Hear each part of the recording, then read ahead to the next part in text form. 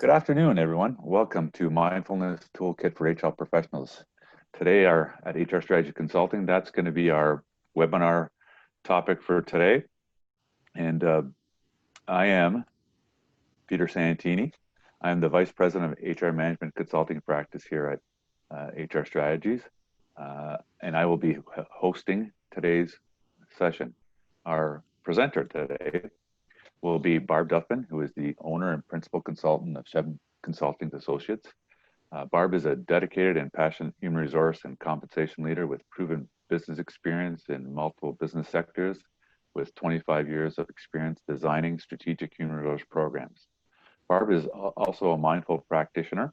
Barb has a certificate in the Foundations of Applied Mindfulness Meditation from the University of Toronto and has taken courses on mindful teams and mindful and optimal performance. Barb's approach is also informed based on mindfulness-based stress reduction programs that were created by the University of Massachusetts Medical School.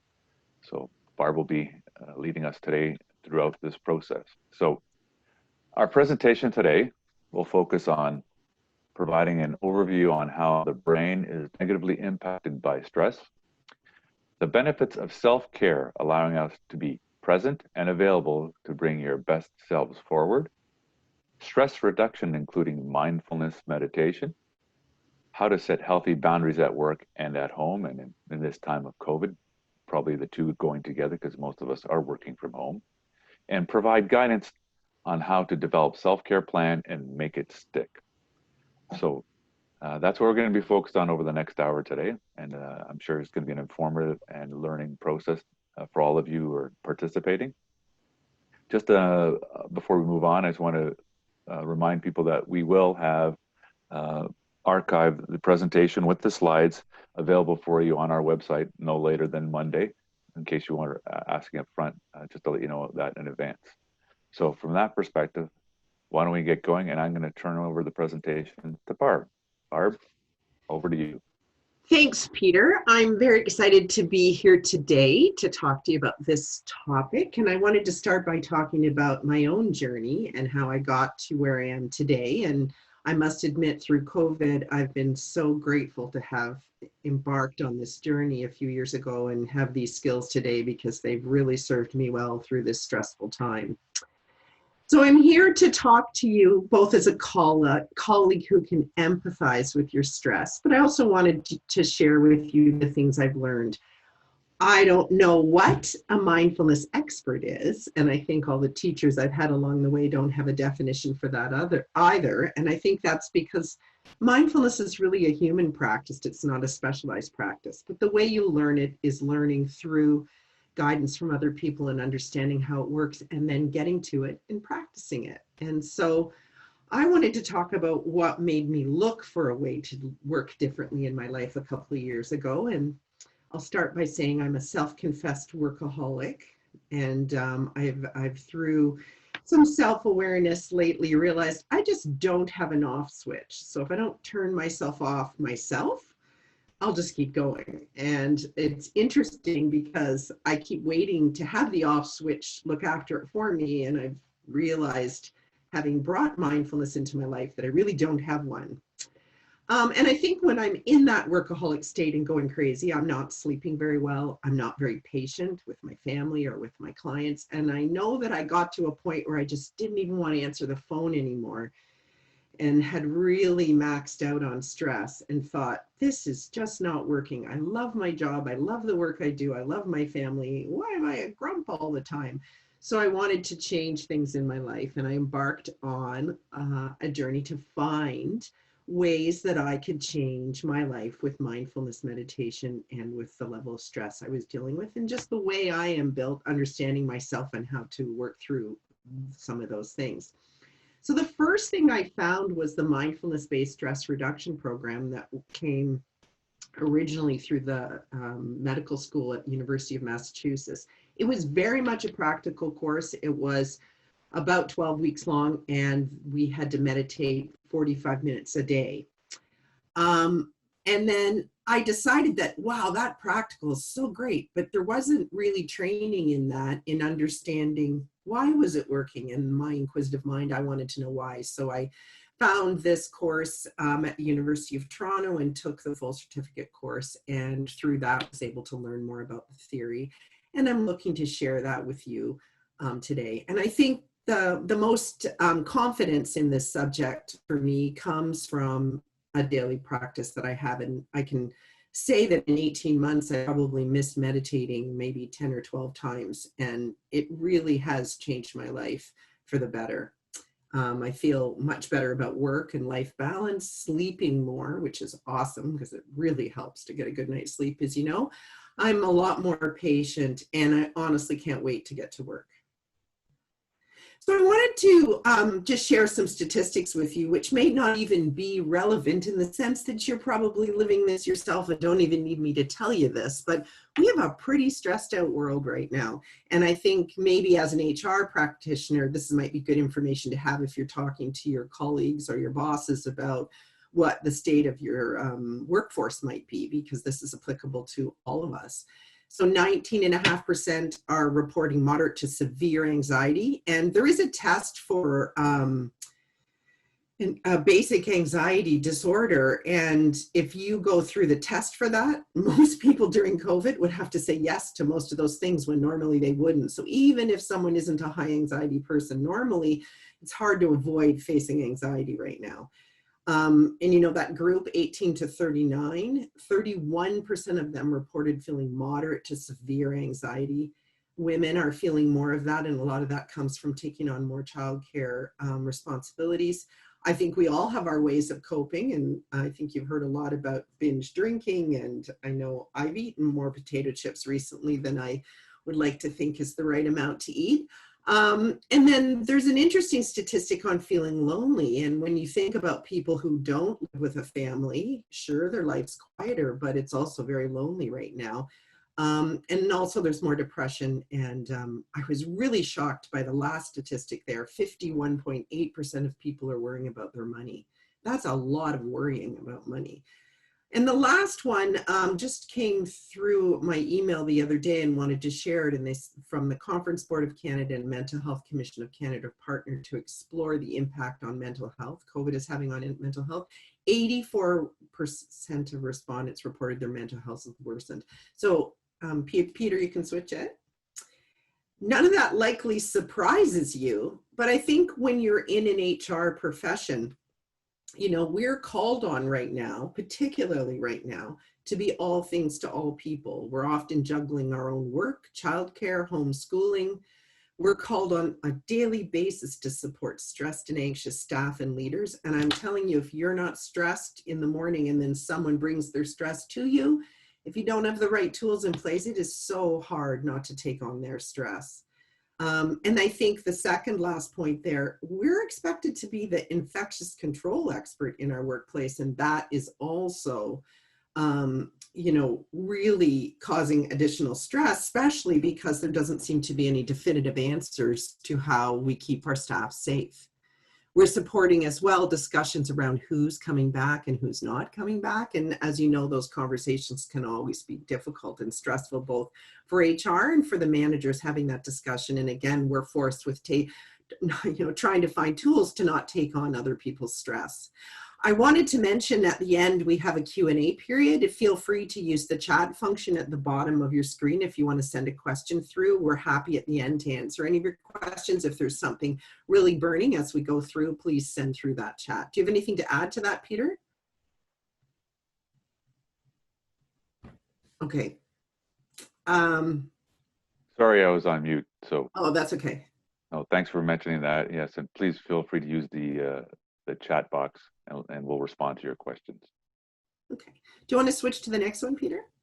So it's this one right here, right? Yes. So with all these demands, really the key for you is taking care of yourself. And I'm sure you've heard that before. We all have.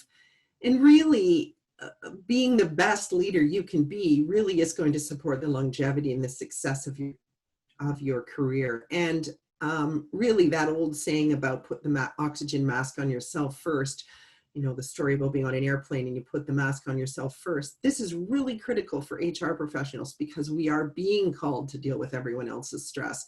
And if we're coming to those conversations in a state of, calm and so forth ourselves, we're much better in helping others. And that's really important, I think, particularly in our profession. You can switch, Peter. Oops, you went too far. There you go. So I have a video that I wanted to show you that really explains what happens to our brains when we're stressed. And I found this really enlightening, and I hope you do too. The more you understand how your brain works and how thoughts and emotions interact, the more control you can have over your thoughts and emotions. It's your brain. It's time for you to start controlling your own thoughts and emotions. So let's talk about how thoughts and feelings interact. We're going to break it down using a visual, the hand model. We're going to use our hand for this. Your thumb, folding it in, is the middle of your brain, your amygdala. Your fingertips, folding it around, is your prefrontal cortex, the front of your brain. We'll come back to this in a second.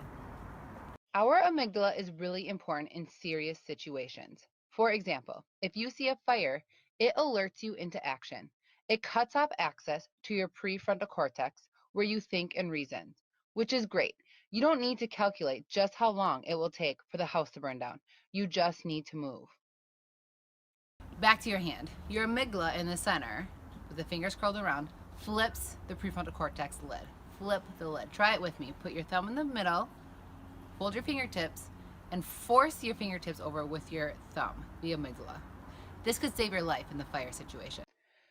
So we need our amygdala, but here's the problem. Your amygdala makes mountains out of molehills.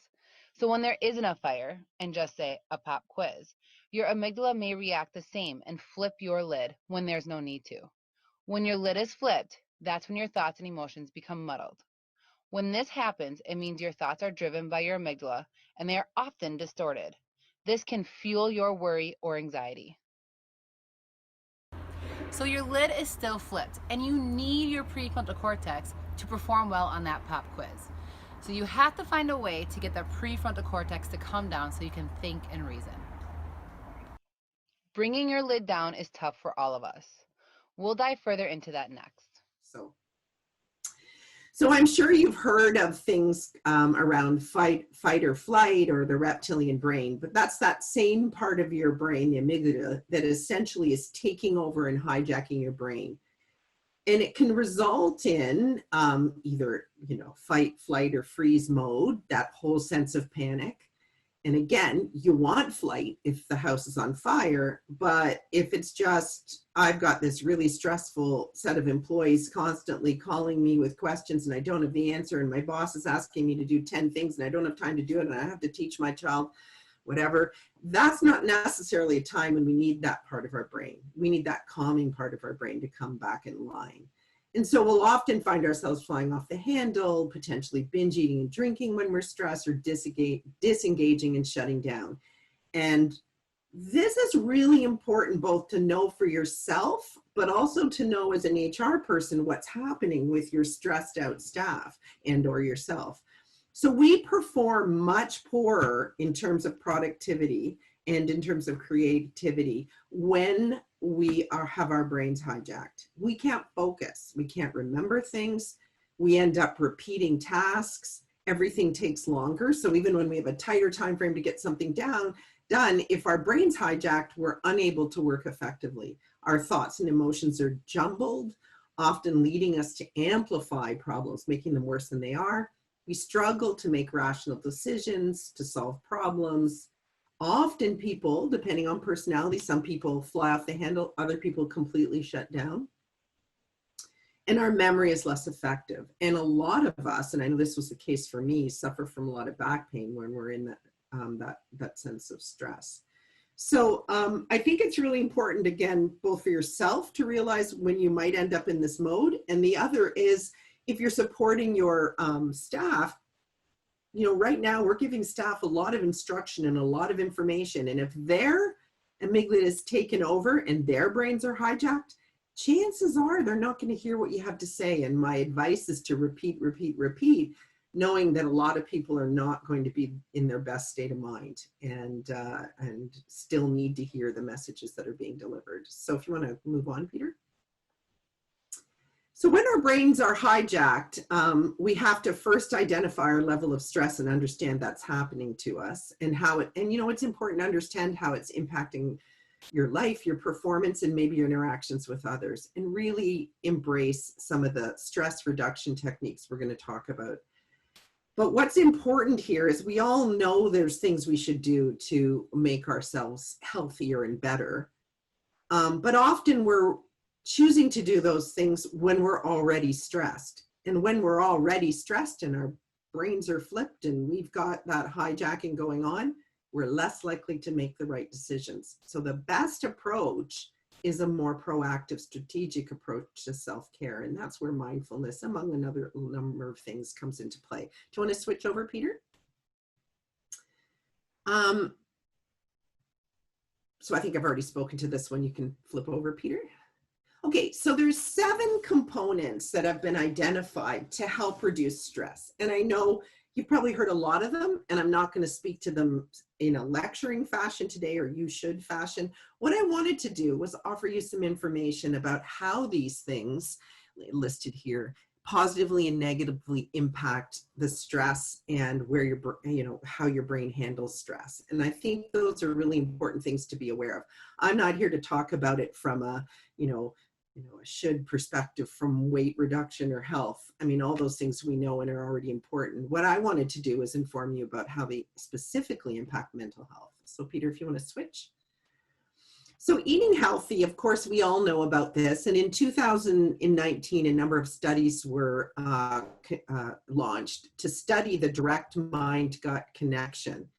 And really, this is the impact of our diet choices on anxiety. And there's a lot of science right now exploring that mind-body connection. And choosing to eat healthy, obviously, for weight management is what we've all heard about. And, often you start down that road. I know I have, and then you end up falling off the wagon. Especially when our lids are flipped, because I was going to say come home from work, maybe it's walk from your office to the kitchen. And boy, that bag of chips or chocolate or wine look really good when you're stressed. And I think that's something to really be aware of. And again, setting a strategy and having strategies around being aware of our indication to do this when we're stressed, and trying to have processes in place to maybe combat that, or make it easy for us to eat well other times when we're not stressed, because we're never going to be perfect. We're human. Can I share a little tip what we do in our house now, since we're COVID ready? What we try to do is have either fresh fruit, berries, or something more healthy in our snack bowl, versus as a way to avoid the temptation of going to the chips. Because like you, I'm a chipaholic from that perspective. So a little preparatory work helps. Yeah, that whole strategic view is really good. Do you want to flip over, Peter? The other one that I wanted to speak to today, another one, is exercise. And I know you all know that it's really good, but I don't know if you know the direct connection to positive mental health and stress reduction. So it definitely reduces fatigue, improves alertness and concentration, which is great. When we have our lids flipped, we're doing the opposite of having alertness and concentration. So this is really good to help support that. When we're stressed, we feel the impact on our whole body in a positive sense when we're exercising, as opposed to negative when we're stressed and we might have our muscles tight and so forth. So our body feels better. It produces endorphins, which obviously are natural painkillers and help us. And scientists have found that regular participation in aerobic exercise overall decreases tension, elevates and stabilizes moods, improves sleep, improves self-esteem. And that's even 5 minutes of aerobic exercise a day can have a positive impact on your anxiety. And, the last one's a good point. When we take care of ourselves, we always feel better about ourselves. Okay. And I'm sure you all know that sleeping 7 to 8 hours a night is a good thing, but it's amazing how much lack of sleep affects the level of anxiety you have in your life and how much you suffer from inability to manage stress. So lack of sleep is guaranteed to increase the level of suffering from anxiety. So if you have anxiety disorders and you're not sleeping, you're not helping yourself, obviously, because it just makes it worse. Here we go again. Another thing, if we're not sleeping, it affects our memory. Another interesting thing is a really good night's sleep actually helps your body process carbohydrates and levels off hormones that affect your appetite, which is interesting.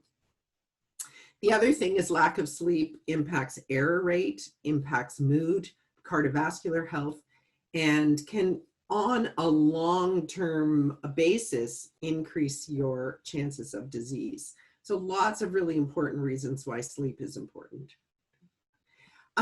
Here's one that I thought was really interesting. I don't know if any of you have read Brené Brown's books, but she speaks about this as well, that one of the best things you can do for yourself is have a hobby where you take yourself away from time and space. And the interesting thing is, in our culture, we have this judgmental attitude towards play. We think if it's not productive, it's not career-oriented, it's not work-oriented, then we shouldn't be doing it. It's just a waste of time. But it's actually not. And this, of course, is not playing games on your phone. It's not watching Netflix. It's not anything to do with looking at technology, because that's using a different part of your brain. What this is really looking at is getting into something. Maybe it's knitting, maybe it's dancing, maybe it's playing cards with friends, something where you have no idea how much time has gone by. So it's purposeless. So you're just doing it for the sake of enjoying it. So it's not being used to survive, gather food, earn money. It's just simply there as something with no purpose but enjoyment. There's an inherent attraction to it because it can cure boredom and it can be fun. And you know, our kids like to do this, although sometimes our kids these days are getting caught up too much in technology as well. And freedom from time, the sense of not having to be done by 10, onto something by 10:30 and something else by 11, knowing that you're just doing it and you're not even going to look at the clock. Again, this takes you away. This is a mindful activity. It actually takes you away from the consciousness of yourself. And it's a wonderful way to stop thinking about performance and outcome and things that you have to do. And it really ignites your natural reward center, which is really amazing how much all of this can support mental health. Do you want to flip, Peter?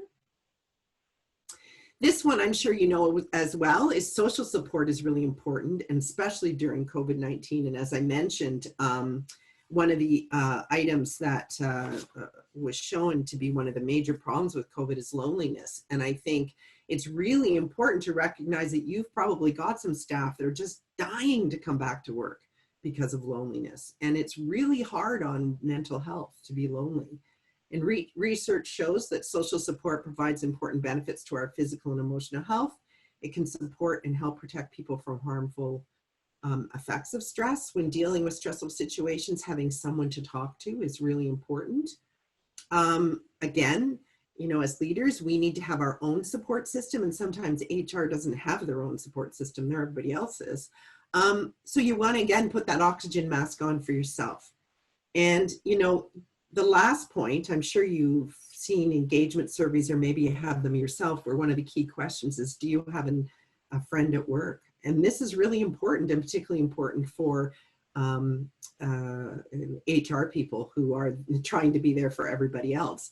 And one of the things I would say is that the best empathy person for an HR person is another HR person. So I encourage you to keep your social support network going within your HR function. Now we're on to number 6, which starts to move us into mindfulness. And one of the key elements of managing stress is a spiritual practice. Of course, this can be religion, but it also can be yoga, mindfulness, meditation, Tai Chi. Research findings say that mindful meditation is one of the best stress reduction techniques there is. It significantly reduces that lid flipping that you're going to see when you look at that video about what happens when your amygdala under stress hijacks your prefrontal cortex. Mindfulness meditation is a great way to bring that brain of yours back online and make you able to make appropriate and high functioning decisions. It improves your immune function. And it's interesting because 15 years ago, there were only 1,000 studies on the impact of mindfulness. In 2018, there were 10,000. This is an up and coming thing that people are realizing over and over again. We have such stressful lives, even before COVID, not to add in, we're not just to say that, but also to add in where we are with COVID. We need ways to take care of ourselves.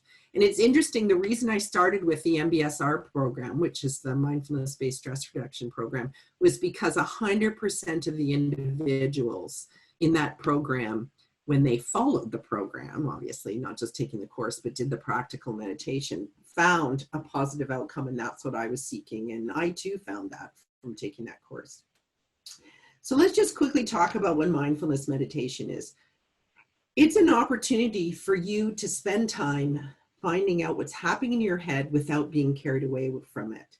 It doesn't turn you into a non-judgmental blob or hippie. What it does is give you, and maybe that's something you'd like to be, so that's something to seek elsewhere maybe, but what it does is provide you with the opportunity to be responding wisely rather than reacting from emotion or from that hijacked brain position of freeze, fight, fight, flight, or freeze, or the reptilian brain taking over. Mindfulness is a great way to get into the moment and be reacting and managing your emotions more effectively. I'm going to flip, Peter. So the Conference Board of Canada and the Mental Health Commission of Canada's recent survey reported that mindfulness meditation helps with all of the things listed in here. And I think for the most part, every one of these I've mentioned already as things that mindfulness meditation helps with. I'm going to flip, Peter. And what I wanted to say was, number 7, although it's the last one in the list, is really critical to setting up a strategy for yourself and successfully implementing it. Self-compassion needs to be there when we fall off the wagon, because we're human. So self-compassion is when we give ourselves the same kindness and care that we give to one of our dear friends. So instead of mercilessly judging and criticizing ourselves for inadequacies or shortcomings, or I didn't eat right today, or didn't do my exercise, or I didn't play with my child and have fun yesterday morning, I went and did work. These things are going to happen, and we need to have self-compassion and give ourselves kindness and understanding, and not consider it a personal failing. So if we go into this just accepting we're never going to be perfect, we know what these 7 things are, we understand what they are, we're going to develop a strategy for that. But number 7 can sometimes be the most important in the whole list, because for sure, we're going to fall off the wagon and eat potato chips and forget to go exercise and yell at someone because we're human. But it's being aware of, and that's the mindfulness part of this, is being aware of what's happening and trying to do a full stop and say, wait a minute, I'm going to try and do something that's going to help me come back online. I'm going to flip, Peter.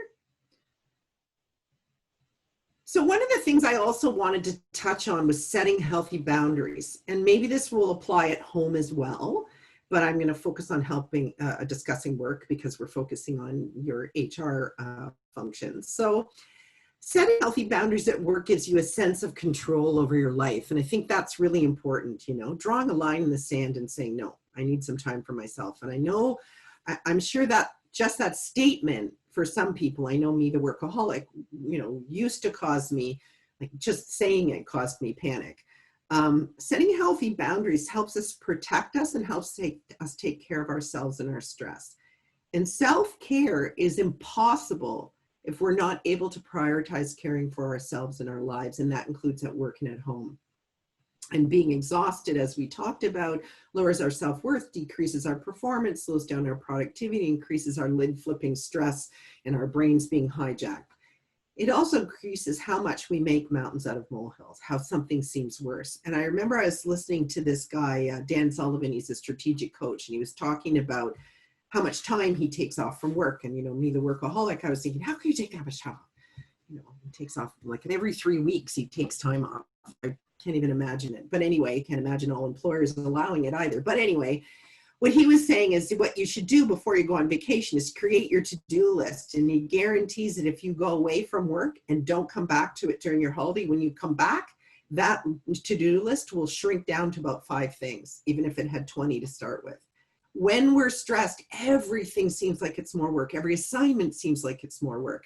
And if you take a minute, 10 minutes, 15 minutes at lunchtime, shut everything down, ask your team to support you, ask your boss to support you, and did a meditation, when you come back after that 15 minutes, you're going to be way more high performing than you would be if you work through lunch and continue to force yourself while your resources are low. So the other thing I wanted to mention is in one of my courses, we studied multitasking. And I hope I have time to tell the story. I want to tell it quick. There was a young person in the course who said to us that she'd looked up my multitasking, and she said, it's really interesting because multitasking is tied to technology. I don't understand why it was tied to technology. And she was probably 24 years old. She had no idea that years ago we did one thing at a time.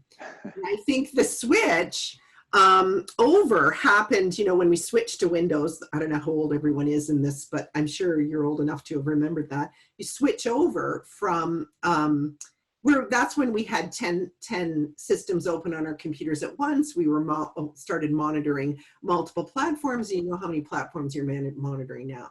But what this study found out that is when we try to multitask and do 5 things at once, we're actually wasting significant amount of time because it takes a few minutes every time you switch from one thing another and back to actually have become productive in those other areas. If we started to do things one at a time, it decreases the stress in our brain, but it also increases our productivity. So you might want to try that as well yourself and see what it's like if you turn some things off and do one thing at a time and then come back and check your email an hour later, but don't check it while you're trying to do write a report or something like that. Well, anyway, Peter, if you can switch this. So how do we set healthy boundaries at work? So it's really important to have your own limits and understand what they are. And if you're like me, maybe you don't even have a limit. So you got to figure out what it actually should be because you're not going to find it naturally. Is you need to know when enough is enough. And you can't compare to other people. Every individual is unique. And if you've got a team you're managing and you want to share all of this with your team, each one of your team members is going to have a different time they need to turn off or when they've hit their limit than the others. And it does, if yours is longer than another person's, it doesn't make you better than that other person. You need to give yourself permission to set boundaries, and you don't need to feel guilty about taking the time for yourself. Sorry about that. My home phone never rings. You need to share your plan with your boss and ask for support. And this may be for your team as well. My advice is to set a strategy that's limited to one, maybe 15-minute or 1 hour block every couple of days and increase from there, and ask for support for either going for a walk, maybe at lunchtime, taking some time to meditate at lunch. Maybe it's you start at 15 minutes later in the morning and you're doing that in the morning, but finding a strategy around what you need and what's going to work for you, and then reach out to those around you before you go to do that and get their buy-in and support. Then you're not in the moment when you're already stressed and trying to find time to fit it in, then asking for help. So it's being proactive about getting that support from the very beginning. And it's really important to practice saying no, which is a really difficult thing to do. And I wanted to speak more about that. Peter, if you can flip over. Oh, maybe go back again. Sorry, I probably went past it. No, that's it.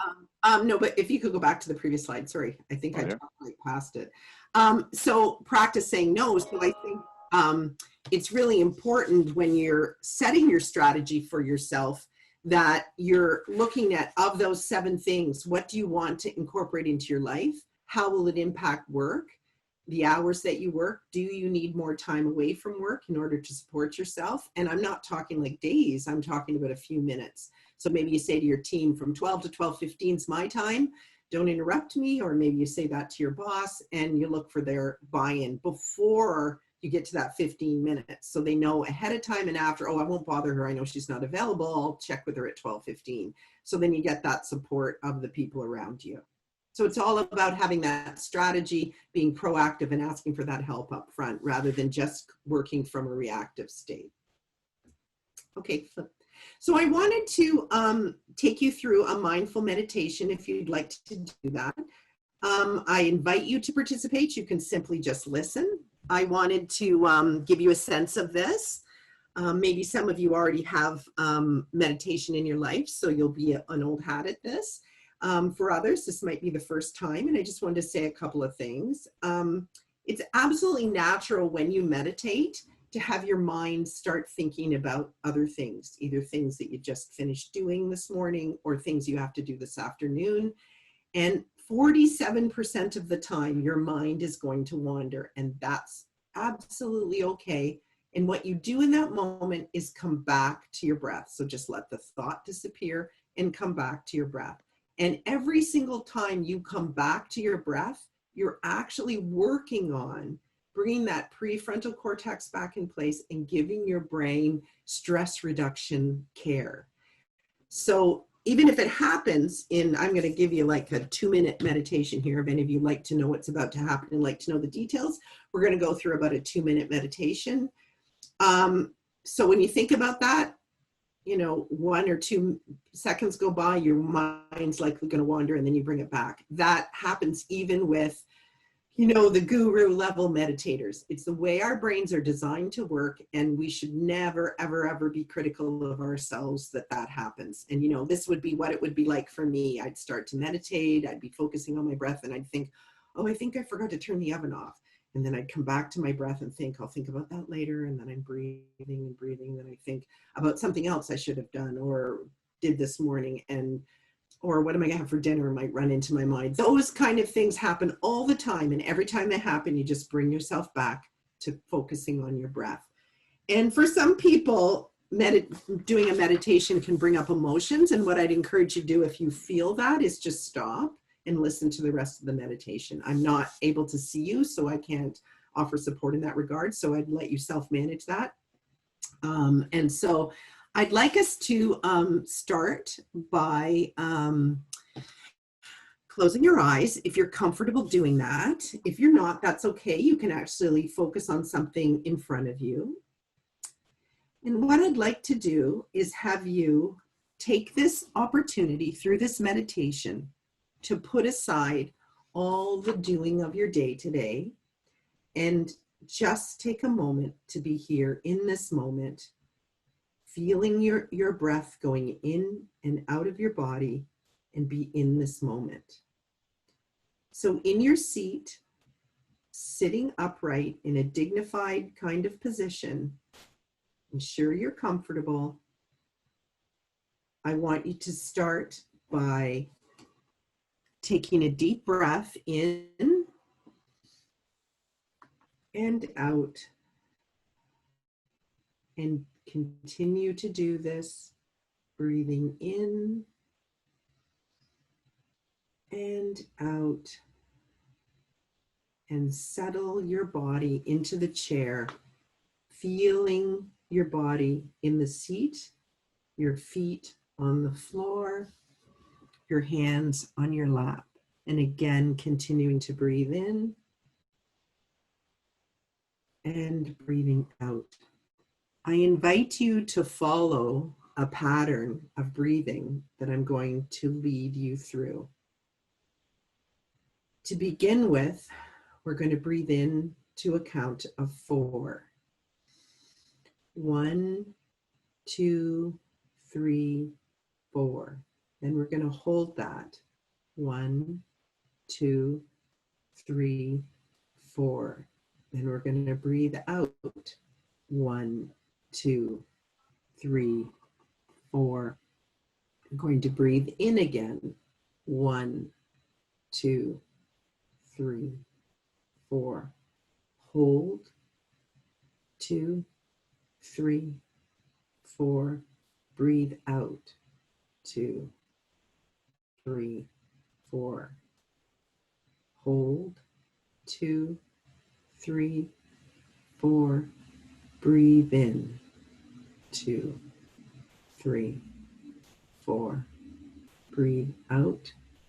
2, 3, 4. Now I'd like you to focus on your own pattern of breathing, breathing in and out in your own time.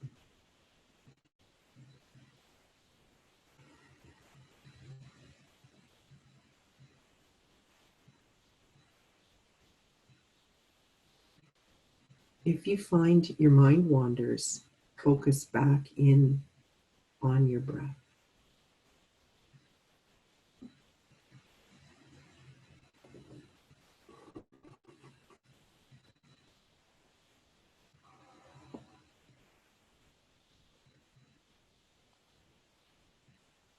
as this meditation comes to an end, breathe in once again that sense of calm and caring tenderness for yourself, and know that this calm feeling is available to you anytime as life unfolds, moment to moment.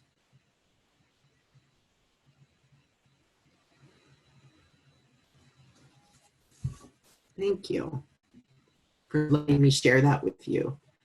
I think I might have given you more instruction before we started, and in the presentation, Peter, if you want to switch, is what I was trying, and I think I have to be honest, I should have had this in front of me. When I tried to lead you through it, I'm not sure I followed it exactly because I'm used to just breathing in and out.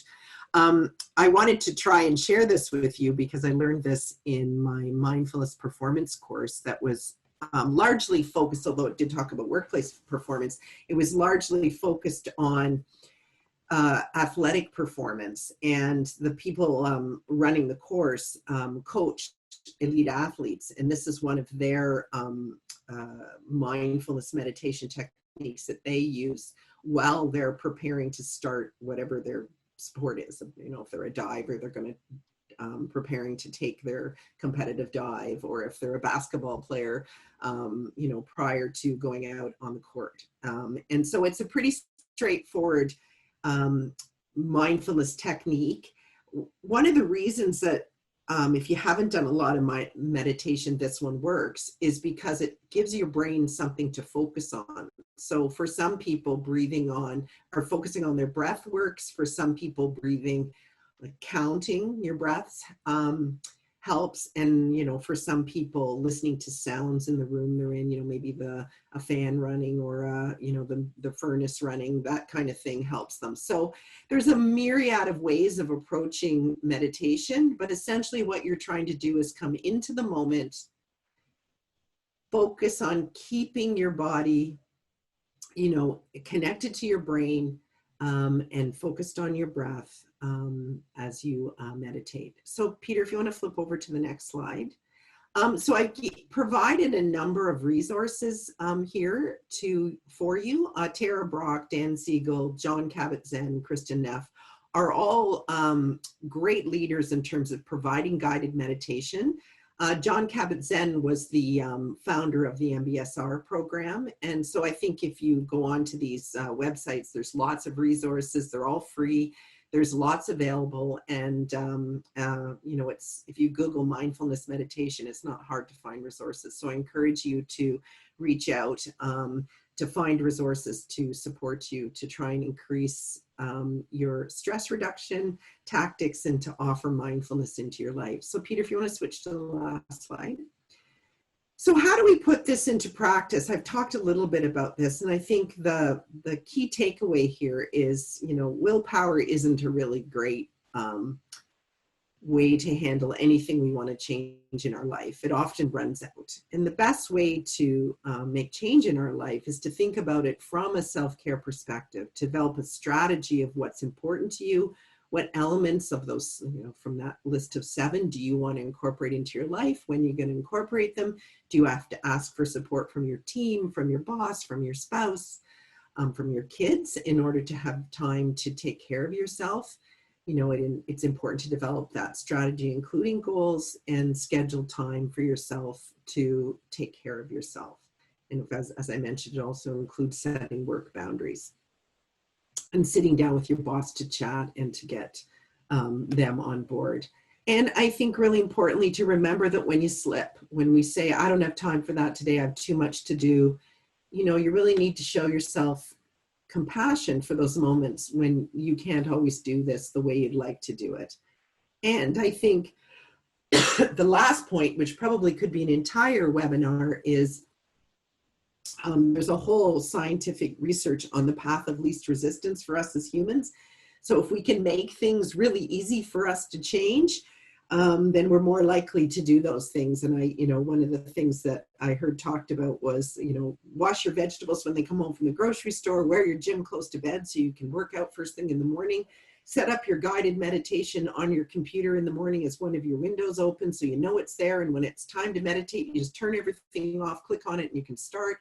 If we create the shortest distance between a desire to do something and successfully doing it, we're more likely to be actually doing it successfully. So it's developing that strategy, thinking about it ahead of our lids being flipped and us being stressed, and thinking of it totally in terms of proactivity, not in terms of reactivity, and you know, thinking about that path of least resistance. If we make it really difficult for ourselves, so we haven't talked to our spouse or our boss or our co-workers, and we haven't asked for the time ahead of time, then we're already stressed, we're overworked, and we want to do this. It's just going to be too difficult to implement, and we're more likely not to do it. So these things are really important. I know a lot of people meditate in the morning. I think the majority of people I've studied at school with do it in the morning. For me, 5:30 at night seems to be the best time for me. I've done all my work for the day, or maybe at 6 o'clock. I take a few minutes to do that, and then I make dinner after that. The only time it's a problem is if I'm starving, because then I'm distracted more. But I find for me, the end of the day works better than the beginning of the day. But everybody has to find the best time that works for them. Anyway, I thank you for letting me share this with you today, and I'm happy to answer any questions that you have. Thanks, Barb. Yeah, we'll wait a minute or so if anyone has a question that they want to put in the chat or in the Q&A, and we can respond to that. Thanks, Barb, for taking us through this mindfulness exercise. It was quite relaxing. I took advantage of the breathing techniques myself and feel very relaxed at the moment. I appreciate that. Hopefully other people have taken advantage of it as well. See, at the moment, no questions and answers, or no questions to be answered. So at that, oh, there's one. I think we just got someone asking a question. Yeah, I see the question about meditating with someone else. That's an interesting question. For some people, that's an excellent way to meditate. And there are right now with Zoom opportunities to meditate in groups. Meetup groups. Also, sometimes when you're doing guided meditation, and that's easily available to you because there's so many opportunities through websites and YouTube, that going through a guided meditation can often give you that sense of meditating with someone else. In my classes, we all meditated together, and it was a really beneficial way to you know, there's something interesting that happens in the room when a lot of people are relaxed and meditating. There's a really calm sense that comes from other people as well. And I think if you're going to offer it maybe down the road in your workplace, it's, you know, something that you typically would offer for people to do together. So it depends on the individual. Some people really like the solitude of meditating by themselves. So I think you can get benefit from it, and there's lots of ways to approach that. Okay, let's see if there's any more questions coming up.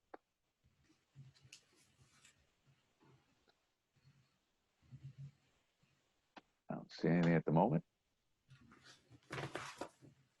So we'll take that out. We've hit our time frame. So I'd like to thank everyone for participating, and thank again Barb for taking us through this mindful presentation. We appreciate it, and thank you all.